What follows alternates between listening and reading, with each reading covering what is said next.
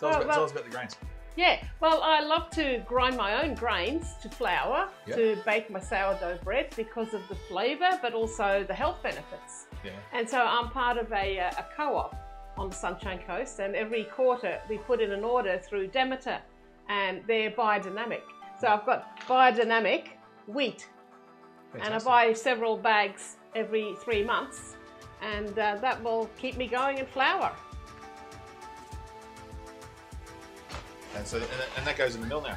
Yeah, so here's the wheat, and I've just turned the mill on.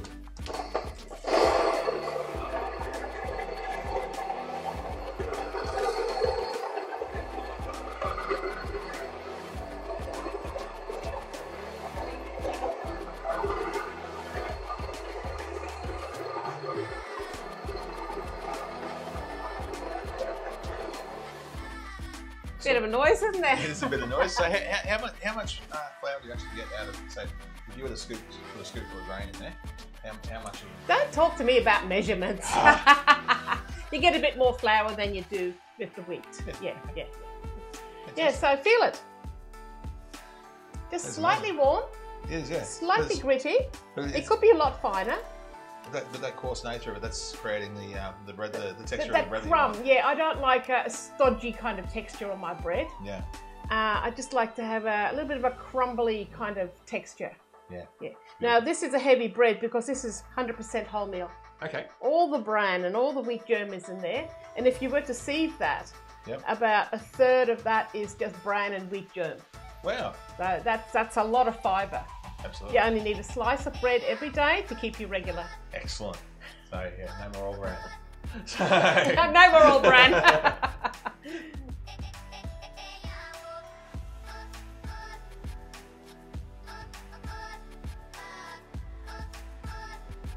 This is my bedroom here. Yeah, right. The family lives here. They kicked me out. I'm downstairs. You're downstairs. Kicked out of your own home.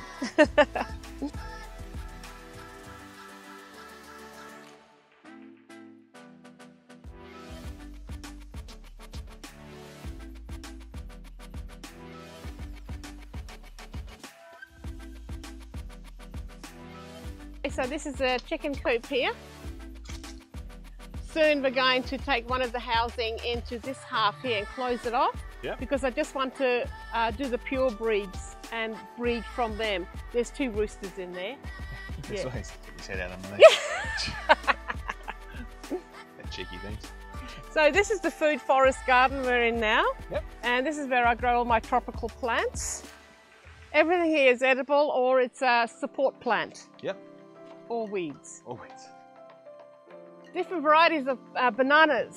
Yeah. So exciting. You can actually buy different varieties in nurseries now. Oh, great. Because the banana industry in this part of the world is now defunct. Yeah. They're not worried about disease.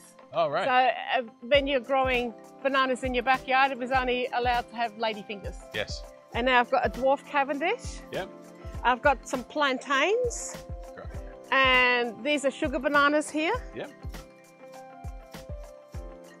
A dwarf red Dhaka, a blue Java, and a Cavendish. Wonderful. And some more, and I don't know what they are. Wayne, the guy you saw before, he gave them to me. I'll soon find out, I guess. Oh, yeah. Look, I'm so excited about getting all these different varieties of bananas. Yeah. Because I'm more interested in cooking bananas rather than a fruit. Yeah. So we're going down to the veggie garden now.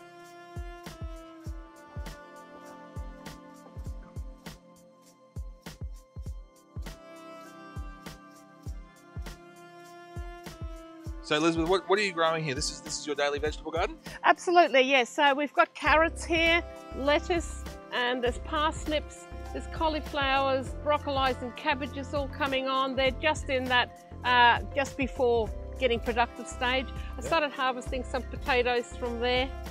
There's aging greens and a bit of hodgepodge. There are all sorts of things in between. Good, you silver beets, red and your green silver beet. Yeah, so there's lots of stuff harvested now. Yeah. No, fantastic. So how long has this garden in particular been running for? Oh, the actual garden has been here for, wow, getting on to about 18 years, I'd say. Yep. And we started it here on subsoil. Yeah. Yeah, because this whole level here is bulldozed because there was no level ground here on the property. And so it's just on subsoil and built up over the years. Over time, it's mulched down. Have a look at the soil here. Oh, look at that. Geez, if you run out of veggies, you'll eat the soil. Yeah.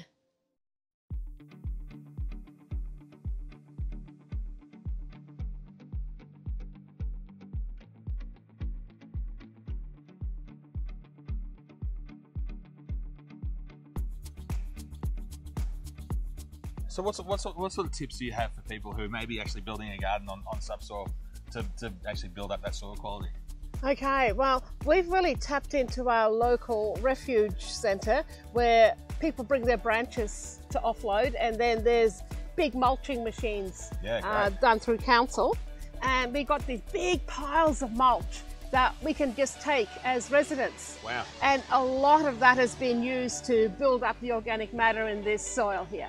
So it's just as it breaks down, it then creates that soil quality. Very rich in carbon, but it's also like compost, because if you dig deeper into those big massive piles, you can see there's ash and it's smoking. It's a thermophilic compost, even though it's just dead branches and leaves and things. It's amazing, that process, isn't it?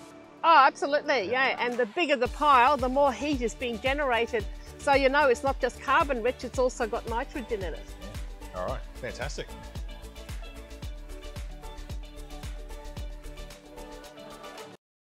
Mum and Dad are down there.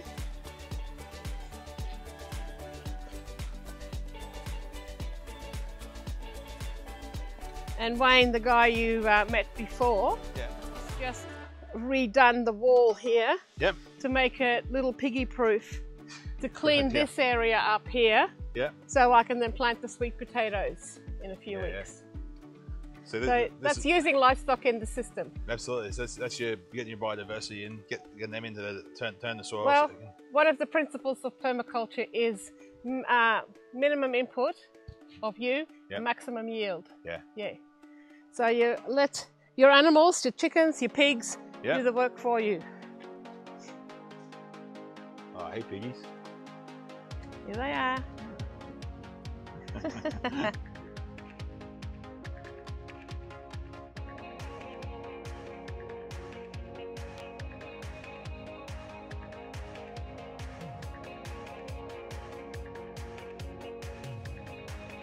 These guys are like 7 weeks old. Yes, that's right. Yeah, just a bit over 7 weeks. And I've already sold a couple of them last Sunday. But I just want to hang on to the rest before I put them up for sale, because now they've got this whole area to dig up. Yeah. And so you're saying sweet potatoes? Yes. Yeah. And they're the best to dig up all those weeds and the clumping grasses and that Singapore daisy. They'll clean it all up. Yeah. So I've got a really great head start putting my sweet potatoes in a few weeks. So how long have you had those on for? It would be going on to 3 years, I think. Yeah, I haven't written it down, but maybe even, no, it wouldn't be 4. It would be 3 years. And she's had now 5 litters. They have two a year. Yep. Yeah. So they're there as breeding pigs? Yes, that's right. I want to get another breeder, but I want to swap one of my little ones for someone else's to then have fresh blood in the system. Oh, certainly, Yeah, because you can't use a daughter. No. Yeah, so to have 2 breeders is 4 litters of piglets a year. Yeah. And a little bit of income to help with the feed. Yeah. But I'm hoping that within a couple of years we won't have to buy feed for them anymore, because we've got all those fruit trees planted in the food forest garden. Yep. And it's just going to be a matter of getting a couple of buckets and pick up fruit fall and bits and pieces from the gardens to feed to the pigs. Fantastic. So, no, that's excellent. So I mean, you got that breeding program for that little bit of cash, but then also the work that they're able to do here for you too. Absolutely, and don't forget the end product. Yep, absolutely. But sausages, bacon, prosciutto, pepperoni. These are a few of my favourite things. Yes. What sort of age are these guys at the moment? About 3.5 or so? Yeah, a little bit older than 3.5. She would have only been a few weeks, like a weaner, like you saw up there when I got her. Yeah. He was maybe getting up to 2.5, 3 months. Yep. Yeah. So, okay, no worries. And they're certainly a lot of meat on them.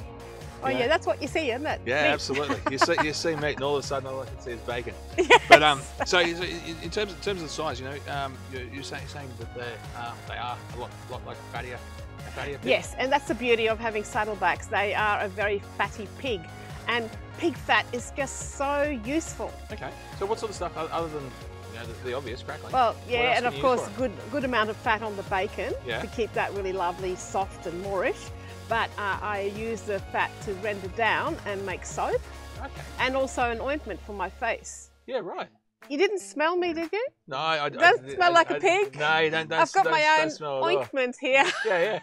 No, and I've been putting that on my face for over 25 years now, every day. yeah, wow. Yeah. No, it's they are absolutely incredible animals. Oh, so useful to the farm. Yeah. And so you're saying she was actually the runt? Yeah, little runt that was thrown in for good luck. Yeah. So in terms, so two breeders. So we're saying what, two litters a year? Yeah, 2 litres a year per pig, so I'd get 4 litres a year. Yeah. And she's only been throwing about 7 or 8 per litre, so not big litters. Yeah. But yeah, Well, they're she's very not- hardy. We seldom lose one. Compared to him, she's not a big pig. So No, but she's still recovering too from feeding those piglets. Yeah, fair so enough. she'll get a bit bigger again. Yeah. Yeah, because I take a lot out of her. Yeah. No, that's fair. That's fair. Yeah, you can see they love each other. Absolutely. Yeah. Yeah. So they're not having any issues living together. So No arguments. no, that's it.